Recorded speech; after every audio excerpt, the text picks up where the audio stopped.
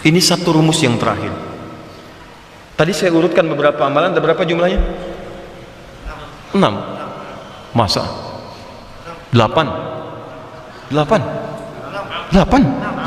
Masya Allah. Nanti lihat ya. Satu apa? 2 qiraat Al-Quran. 3 tilawah Al-Quran.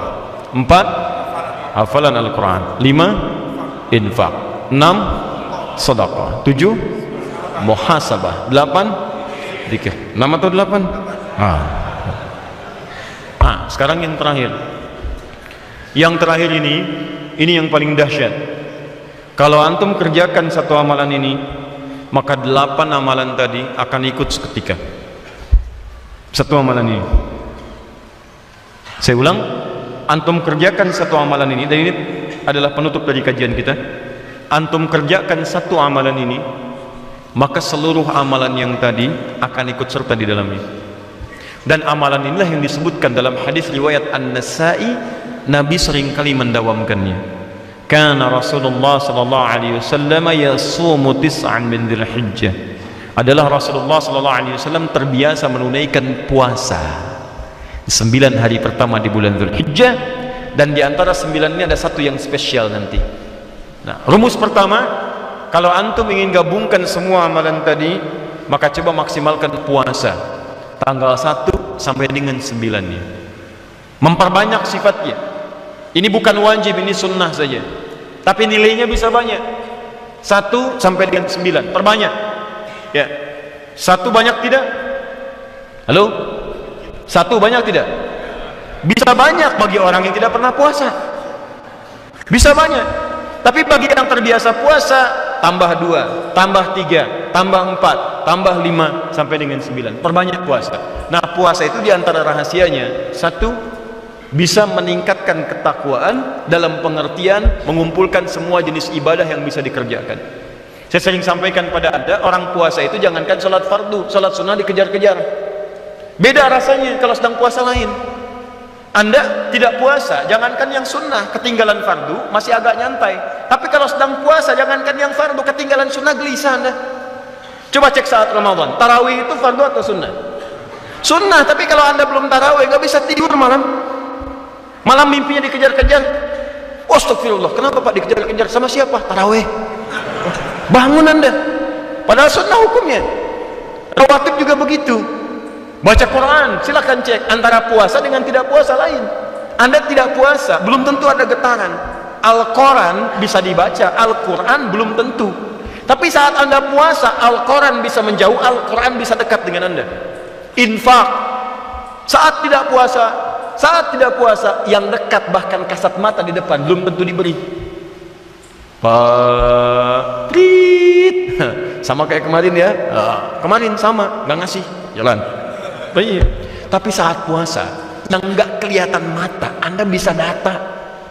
Bukankah saat Ramadan kemarin data fakirnya berapa, miskinnya berapa, dan sekuat tenaga Anda bagikan itu, berangkat sana berangkat sini, bahkan dari keluarga terdekat, keluarga jauh, Anda data. Dia orang puasa itu cenderung mengumpulkan banyak kebaikan untuk dikerjakan. Dan hebatnya yang kedua, dia akan menahan maksiat. Silahkan cek orang puasa, pada saat dia puasa, dia akan tahan dirinya untuk tidak berbuat maksiat. Pemarah itu bisa menahan marah saat puasa. Orang yang dusta bisa tidak berdusta saat puasa. Silahkan cek.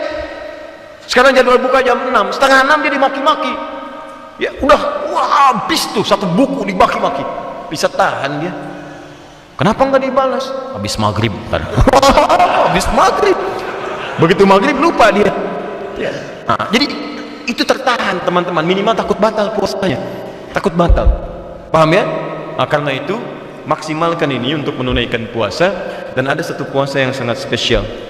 Jika Anda kerjakan itu, maka Anda berpeluang mendapatkan status seperti orang yang menunaikan haji di tanah suci. Ada identik dengan itu. Ada kesamaan dalam sikap, sekalipun Anda tidak berhaji. Hanya perbedaannya barangkali kumpulan pahala yang lain, seperti sholat di Masjidil Haram, sholat di Masjid Nabi, zikir-zikir tanah suci, ketenangan hati. Tapi ada hal yang sangat menarik. Ketika Anda mengerjakan benar puasa ini, dan besoknya dilakukan seperti orang melontar jumrah di Jamarat, hebatnya kalimatnya sama dengan orang yang melontar jumrah di sana. Begitu melontar kalimatnya A, saat di sini dikerjakan kalimatnya pun A. Dan ini hanya dikerjakan oleh kalangan yang spesial saja. Tapi spesial ini bukan ingin mengkhususkan seseorang, tapi ingin menyentuh setiap orang untuk menjadi bagian dari orang-orang spesial itu. Nah, apakah puasa itu? Inilah teman-teman sekalian yang akan kita bahas di pertemuan yang akan datang. Ya, persis dengan turunannya. Saya akan langsung contohkan di kitabnya. Ini nanti saya akan bawa lagi pekan depan. Ini kitab Sahih Muslim.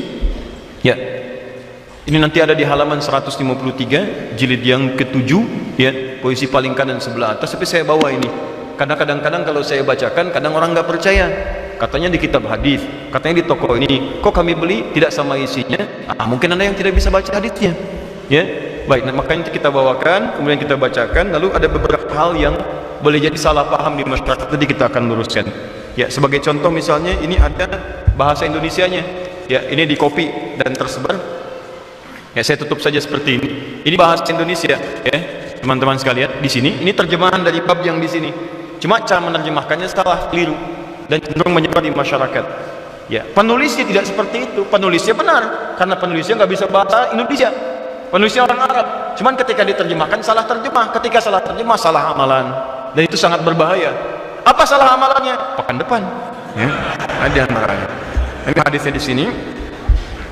Kemudian pekan depan pun kita akan rinci amalan spesial di hari ke-10 bulan Dzulhijjah. Nanti ada amalan-amalan yang agak mirip dengan Syawal tapi ada perbedaan spesifik. Ya, misal bagaimana caranya saat bangun tidur masuk kemudian ke tempat sholat.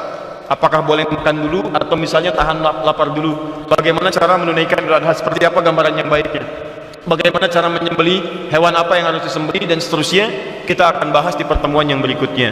Cuma barangkali ini kami kumpulkan di sini. Ini bukunya ringkas, padat, tapi insya Allah isinya bermanfaat.